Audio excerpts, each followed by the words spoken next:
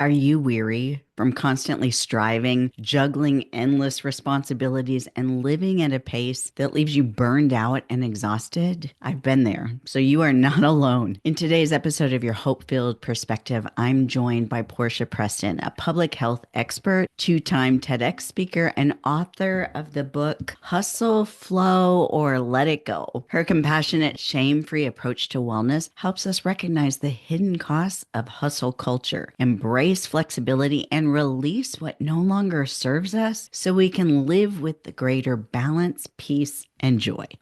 Welcome to Your Hope-Filled Perspective with Dr. Michelle Bengtson, where our goal is to restore hope, renew minds, and empower listeners to live in their God-given identity. I'm always honored when you choose to spend a few minutes of your week with us. In this episode of Your Hope-Filled Perspective, we'll explore how to overcome burnout, release hustle culture, and create a shame-free, sustainable wellness lifestyle that restores balance and peace. We'll dive into that after a brief word from our sponsor. If you've ever wondered how to create sustainable wellness in a world that glorifies busyness and burnout, today's conversation will be a breath of fresh air. Dr. Portia Preston, who's an author, researcher, and founder of Empowered to Exhale, joins this episode to share practical wisdom from her new book, Hustle, Flow, or Let It Go. Today, we're going to explore how to overcome burnout, release hustle culture, and create shame-free, sustainable wellness that restores balance and peace. But you know, our healing and renewal aren't found in endless productivity, but in returning to God's presence, where rest, quietness, and confidence restores our souls. That's why I wanted to start off this episode by reminding you of Isaiah 30, verse 15, that says, "This is what the sovereign Lord, the Holy One of Israel, says. Only in returning to me and resting in me will you be saved. In quietness and confidence is your strength." Dr. Portia Preston is a public health expert, two-time TEDx speaker, and she's the founder of Empowered to Exhale. She holds degrees from Stanford, the University of Michigan, go blue, and UCLA. And she currently serves as a faculty member at California State University, Fullerton. Through her groundbreaking work, Dr. Preston helps individuals and organizations create a culture of sustainable wellness and performance. Her new book offers a compassionate, shame-free roadmap to releasing hustle culture and embracing wellness that truly honors our unique realities. Welcome to the program, Portia. Thank you so much. I'm happy to be here. Your new book, Hustle, Flow, or Let It Go, it's part testimonial and part guidebook for those struggling with the effects of living at an unsustainable pace, which is why I was so blessed when it crossed my desk, because in all transparency, I have lived there. I thought I learned my lesson, then I lived there again. So, it's one of those things that I think bears us returning to every now and again. But before we dive into your story and your book, can you share your area of expertise and what led you to pursue a career in public health? Sure. So it actually started when I was younger, growing up. I'm just a very, how would you say, I'm very aware of my environment around me. And so even as a little girl, I was paying attention to my family and, when people were passing away, what were they dealing with? And a lot of the times it was these preventable illnesses. And so it came from a heart of genuinely wanting to help people. And at first I thought that was by being a doctor. And some years later, I fell into public health and I really realized that I could help people in a different way. Mhm. And I started to just think about what is it about culture and society and our environments that shapes how we experience illness, our health behaviors, our outcomes. And so all of that curiosity that I probably started having around 19 is honestly why I am where I am today. And what led me to focus on wellness in the way that we're speaking about it today was my own health journey. There was a time where I didn't think that stress affected your health because, as far as I knew, I was a brain just walking around on sticks. I wasn't connected to my body at all. And it wasn't until I got diagnosed with kidney disease that I started to realize there's another way that I'm going to have to figure out because the standard way isn't working. If Yeah. I pushed myself to exercise too hard, I would end up in a ball for days. So it was a combination of my lived experience as well as my training in public health that ultimately led me to create a research area where I focused initially on secondary traumatic stress and burnout. And then I thought, I need to study something that's a little bit more happy. And so I thought about wellness, and the inclusive wellness is really about looking at wellness through the lens of someone's identity and lived experience. Mm. So, Yeah, I find that so often our books, our ministries, our resources are rooted out of something we needed or some pain point correct. that we experienced. So I'm not at all surprised to hear you say that's what led to this. Mhm. I know you have experience working with organizations in nearly small sectors from corporate, healthcare, federal government, nonprofit to entrepreneurship and more. What common threads have you observed in each of these areas Yeah. when it comes to stress and burnout? I think that every area has it and it just takes on a different form. And the reason I work with all of those sectors is because I have worked in all of those sectors. I started working for Procter& and Gamble when I was 16 years old. Wow. So I've really been doing this for a while. And I knew in the corporate world, there were some parts, some roles that were a bit softer, but there was also this insatiable grind, right? Yeah. And so when I went into nonprofit, what it looked like was getting the grant money and putting on events the community really needed, but not having enough resources Mhm. and needing to partner with, corporations and other entities to make that work. Yeah. So we're all sitting at different sides of the table. But the truth is, the other common factor is that we all have personal lives that contribute to the burnout that we're experiencing. For sure. And so it might be a little harder to see from the outside, but from the inside, it's all the same. Yeah. So, what was the most difficult lesson you personally had to learn with respect to stress and burnout? I think I'm still learning it, to be honest with you. Hmm. It is Me that I too. have, oh, good, good, good. I'm glad to have you say that. It's always nice when you feel like you have some community in your struggles. And I really believe it's the lesson that this is ever evolving. I've always questioned the idea of burnout that is something that is in the context of work because I'm thinking, well, what about all these other parts of our lives Yeah. and the different ways that we intersect with work? And I'm realizing, oh, this reflects a culture that makes it all about the individual. So there's something that you're doing or not doing, Yeah. right? We do tend to think of burnout specifically associated with our jobs or our vocations, but I'd be curious what you've identified in terms of how can we recognize burnout like in our relationships, in Yeah. our Yeah. personal lives, because we really can't separate any facet of our life because it all works together somehow to create wellness or to create illness. So, how have you noticed that in your work? The first thing I'm realizing now is that burnout is a term that was created in the 70s in the context of helping professionals. And so you're talking about a certain context and time, a certain place and time, and they're observing these phenomena and they go, hey, these three dimensions are what we are seeing, and we are going to call this burnout. But it's 50 years later, and we Yeah, are now applying that same concept to a world that is rapidly changing.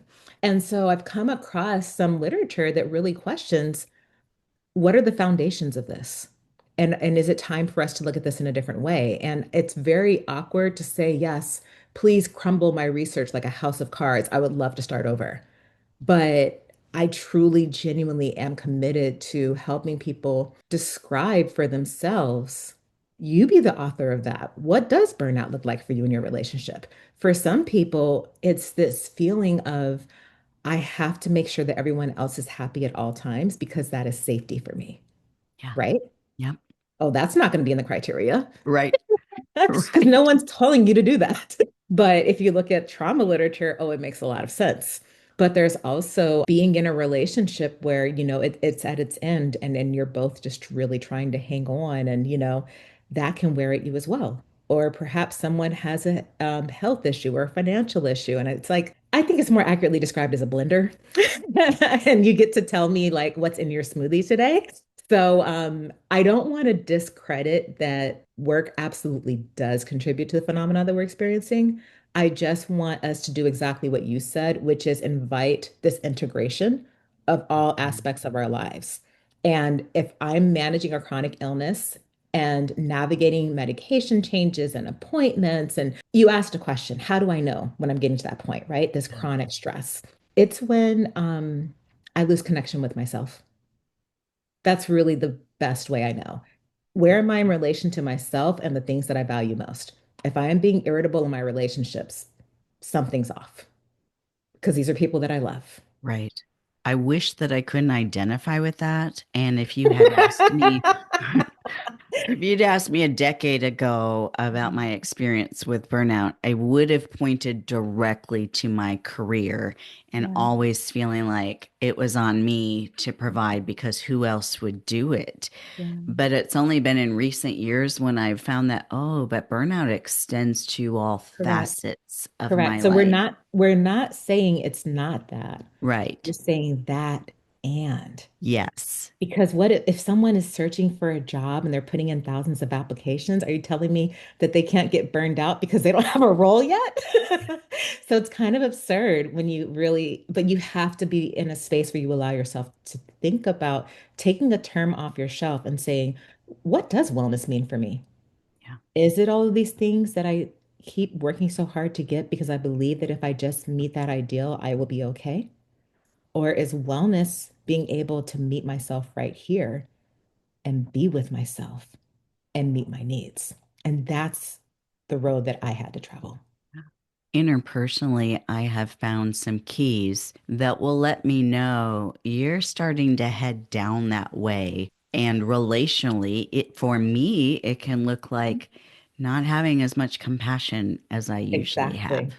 Yep, being that edge. irritable. Mm-hmm. Yeah, or people asking me to pray, and my Yeah, first thought is, I I don't wouldn't do want that. to. Yeah. To me, Mhm. that feels like one more burden Yep. somebody else is asking me to carry. And I don't want to be that way, but I've Right. learned to identify those cues that, oh, it's time to go back and look at the whole person and see, okay, Right.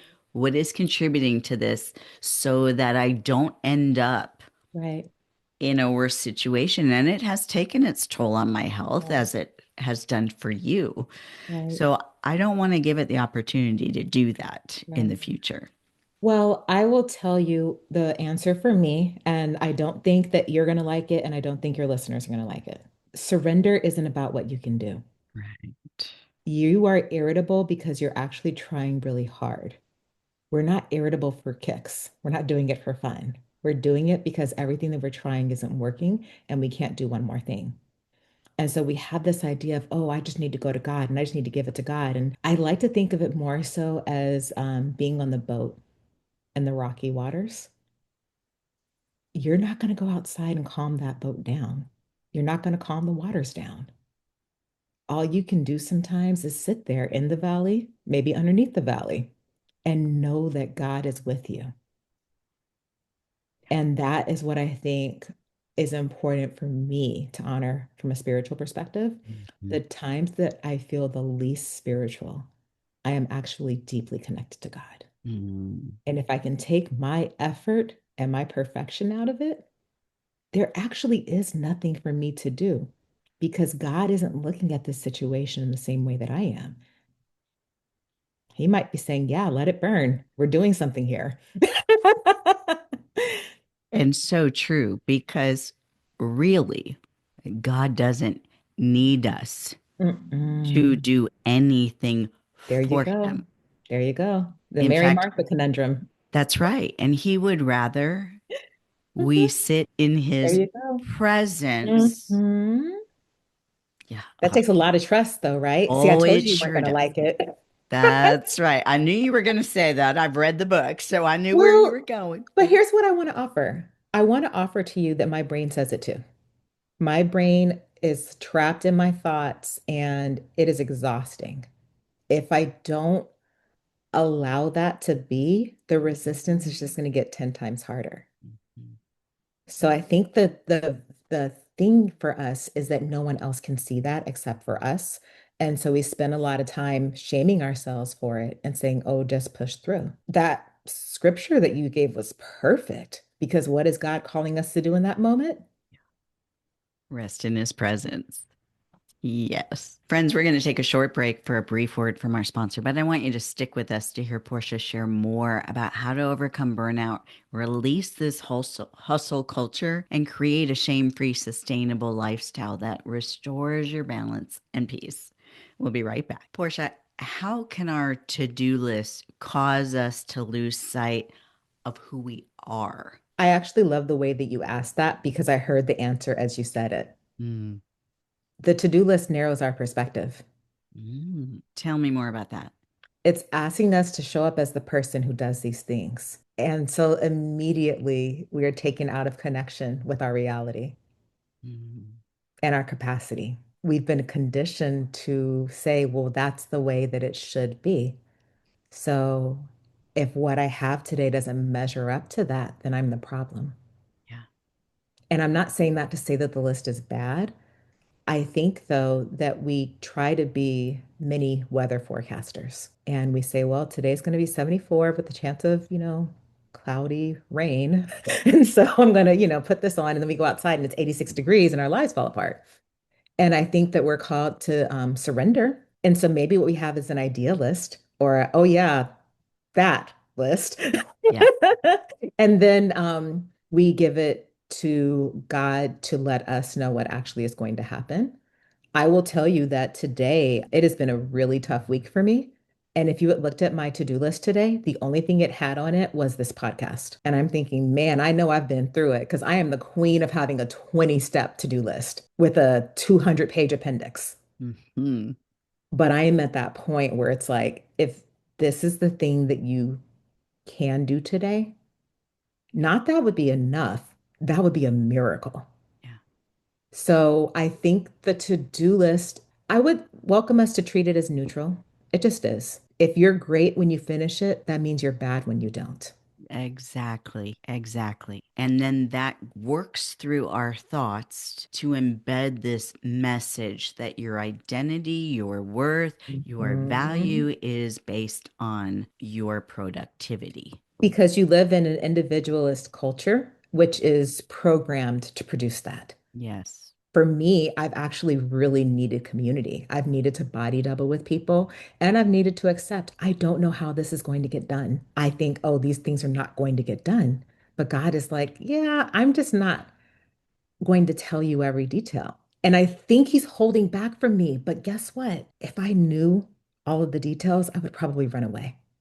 So, what I'm trying to say is that the to do list doesn't reflect the reality of what we're actually going to need in terms of support or adjustment and what is not going to get done. Yeah, it's rather cliche, but there is a saying that says that we are human beings, not human Mhm, doings. mhm. And I have to admit that the first time I heard that, I thought, Yeah, oh my gosh, I right. mean, that's rich. Incredible. It is incredible.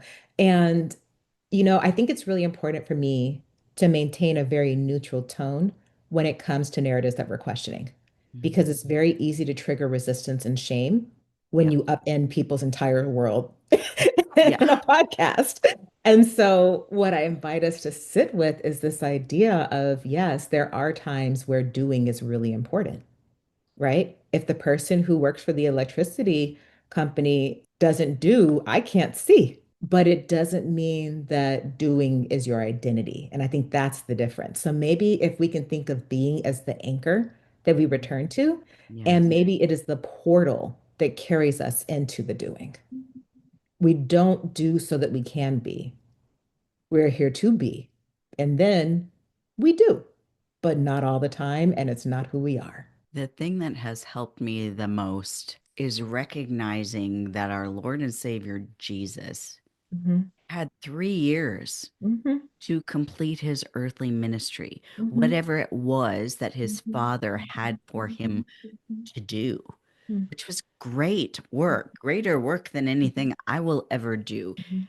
He accomplished so much, and yet he never ran anywhere. We don't ever hear Jesus say, yeah, No. when I can finish this list of healing and feeding and producing Yeah. and preaching, then I can take my rest. In Yeah. fact, we see him take time to Mhm. rest. And I know in your book you emphasize that each of us is worthy of rest. Now that is a concept that we'll preach. Talk a little bit about how does the pursuing sustainable wellness actually restore our connection to the things we value? So I start the book off by letting people know that you were born with worth, that it was a part of you, and it's not something that can be taken away from you, and that we all have the same worth. And I think that's really important because if we can find one person who's a little bit more worthy or less worthy, that's what we use to neglect our own, to diminish our own worth. And it becomes about comparison. Right. So if we all are equally worthy, we are worthy of care. So we've been conditioned to put everyone else first. And we think if I dare do anything for myself, then I'm like a horrible person, right? Everyone in my life generally likes it when I'm taking care of myself. They're like, oh, please take care of yourself, right? It feels like rebellion.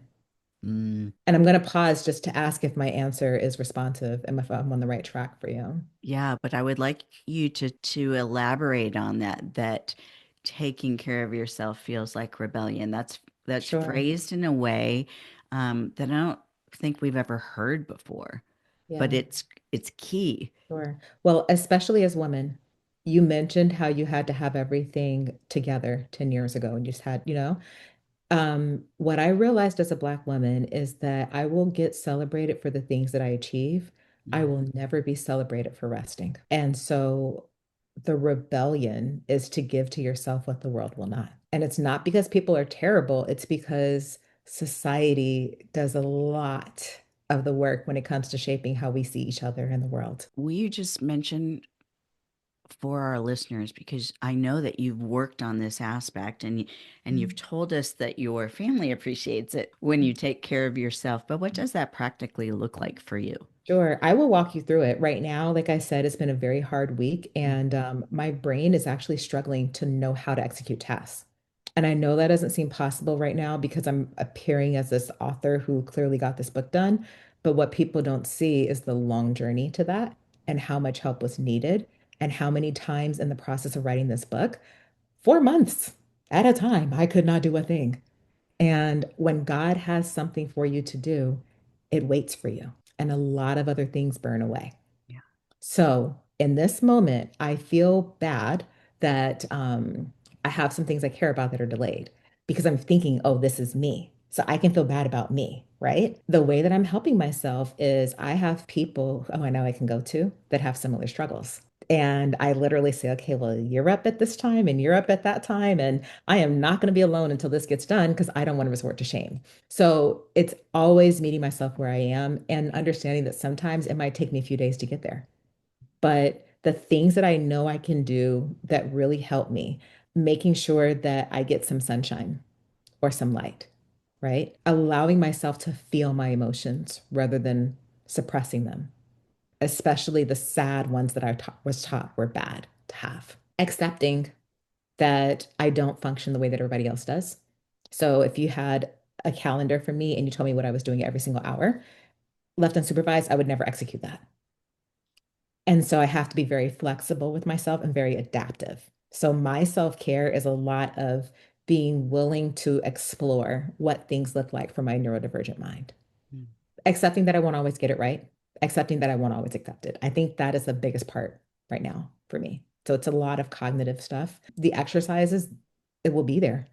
I have times where I think I'm doing a great job of taking care of my body. And then there's times where I'm like, I don't even feel connected to that. So I think that when I look at the different areas of wellness I cover in the book, like, you know, spiritual, being authentic about where I am, emotional, am I feeling my feelings? Cognitive, am I aware of what my thought patterns are, even if I can't do anything about them? Physical, is it possible that perhaps we can eat, drink water? Let's start with the really basic stuff, right? And then telling myself, you don't have to go walk outside. If you sit outside, I'll take that, right? Social, you don't have to connect with everybody, but can you connect with someone? And then for my professional, honesty, integrity, accountability. I'm not perfect, and I will tell you the truth. I'm really great at some things right now, and I'm really struggling with some things right now. And I'm learning to be that multi-layer professional that can take accountability for that because shaming myself through it wasn't working. Oh, And girl, the last preach. part, the community wellness, is how does my individual wellness feed up to the collective? When I am taking care of me and I'm safe to share my story and I come on and I share it with someone like you, that's going to help a lot of people, but only if I take care of myself first. Well, and what happens so often, especially when we get to that place that we're calling burnout, is there is so much shame, and we can tend to retreat and we can Yeah. tend to push other people away. We don't want them to see our imperfection. We know comparison is a very real thing. And as much as we know that we shouldn't be comparing ourselves to others, we worry that others are comparing themselves to us and judging us for what we're not doing or not accomplishing. When in Yeah. reality, I found that people don't really think about us nearly as much as we think they're thinking about us. That is true. And it's also true that sometimes a person that has such a strong opinion about you doesn't know you at all. Very true. If I don't even know all of me, how could you possibly know all of me? But I might feel it like the heat of a thousand suns, and I might very much want you to like me. And I realize, oh, well, these are things that I learned early in life to keep the peace and to keep things safe. So that's all we're doing. We're all showing up trying to protect ourselves. And if we can remember that, then maybe when these things show up, we aren't the big bad sabotaging monsters who can't do anything. That's just how we feel because we're having that emotion and then our minds are taking the thought that seems to match. So think of it as you're in the shoe store, you're trying on shoes, and someone says, "Yes, I'm going to put you in that 5-inch platform heel today. Now go run a marathon." That's not going to work very well. And that's what some of my and I don't want to say my because when I say they're just thoughts, it helps me. Yeah. So maybe I need to allow myself to thaw a bit, and maybe I need someone to help me remember who I am. So I think the answer is remembering that we are not repairmen and we do not have a manual. And I think it's important. My audience knows that I talk about this a lot, but it's important that we don't believe every thought we have. Exactly, because the thoughts are not us. We are aware of the thought. And it sounds like us because it's narrated in our voice, but we just have incredible production inside of our heads with surround sound. It's very convincing. Friends, we're going to take a real short break for this brief word from our sponsor. But as we wrap up this episode, I'm going to ask Portia to share with you her hope filled perspective for helping us engage in a sustainable wellness lifestyle to balance out what's going on and restore our peace. So we'll be right back. Portia, what steps can individuals struggling to recover from stress and burnout begin to take today? Sure. So the first thing I want to say is this is not easy. I share something in the book that's called the SANE framework. It's 4 steps. I call it my sanity saver. The S, just slow down and reflect. And the things that you know that have worked for you in the past may not work for you right now, and that's okay. But think about what's available to you, right? Just be present. The next one, acknowledge your reality. Sometimes our brain, in wanting to survive, locks in on the worst case scenario. But even if that happens, God is there with us, right? And so what is real, right? What is available to you right now? It doesn't have to be everything that we think has to be done or even that people are telling us must be done. The next one, navigate with intention.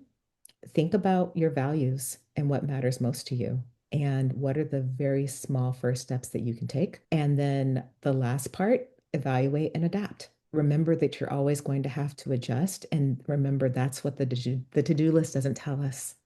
We know the to-do list is lying to us about how much we can do or how. So if you can remember those steps, I can slow down, accept what's actually real for me right now, be intentional, and then I can always adapt. For those who feel caught in the hustle with no way out, Yeah. what would you say to them? I hear you, I see you, and I still see you as worthy Mm. because it was never about what you were able to do that you can't right now. And with or without the things that you need, you still are enough. What I always tell people, you are worthy, period. And when you were sharing the steps that you're going through, the things that you're doing to Mhm. take care of your overall wellness, to make sure that you're eating, the getting the sunlight, the acknowledging the emotions, all those things that you mentioned, which are so valuable. I just want to encourage the listener that when you're starting out and you feel caught in this hustle, Mhm. Mhm. start by doing one of them.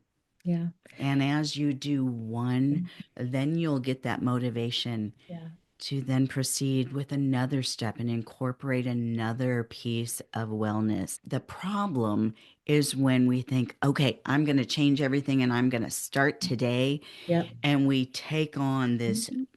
Exactly. new and Mhm. large to-do list. Right. And Right. that's not the Exactly. goal here. Mhm.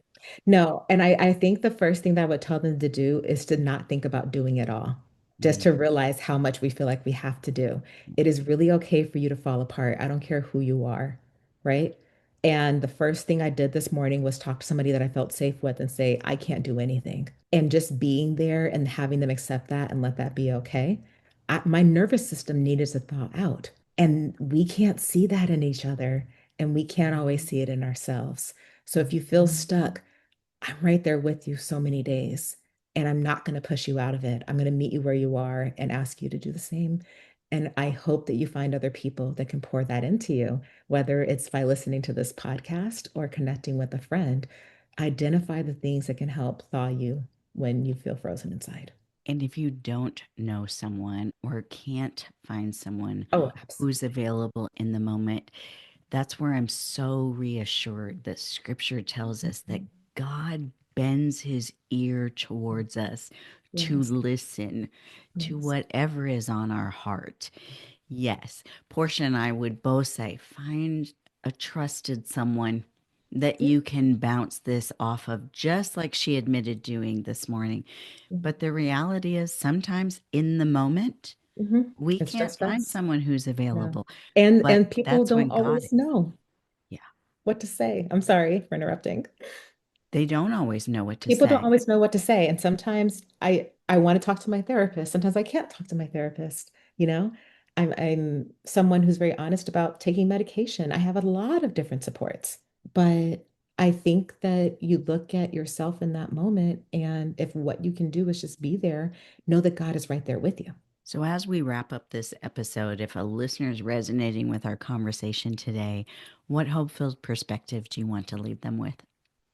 That they are worthy and that can never be taken from them. I look at the sun in the sky as the reminder of our worth. Even if it is cloudy, the sun is still there. So think of everything that's happening and everything that you feel as the clouds. It's very real. But on the other side of that, your worth is completely intact. You are worthy, period. Friends, I just want to leave you with Ecclesiastes 3, verse 1 that says, "For everything there is a season and a time for every matter under heaven." I say that because God never designed us to go full speed all the time. And Mm. recognizing the rhythm of the seasons frees Mm. us to honor time of work and time of rest. Portia, thank you for sharing vulnerably about what you've walked through to come to the place that you could write your book, Hustle, Flow, or Let It Go. And friends, we're going to put all the information about Dr. Portia and her book and her ministry in the show notes that you can find at drmichelleb.com. Friends, I really hope that there was something in today's episode that encouraged your heart, gave you pause to think and consider about your own life, encouraged you or motivated you. If you know someone else who would benefit from this conversation, you don't have to be in a place of burnout to take the suggestions and the input and wisdom that Dr. Portia offered us today to put it into practice. Because our hope for you is that hearing the vulnerability we've both shared today is that you don't have to get to a place of burnout before you start making a change to live in sustainable wellness. So consider sharing this episode with them to give them a biblically based, hope filled perspective. It's been a delight to be with you again this week, and I look forward to our time for another conversation next week. In the meantime, you know it's my prayer for you that you have a hope filled week.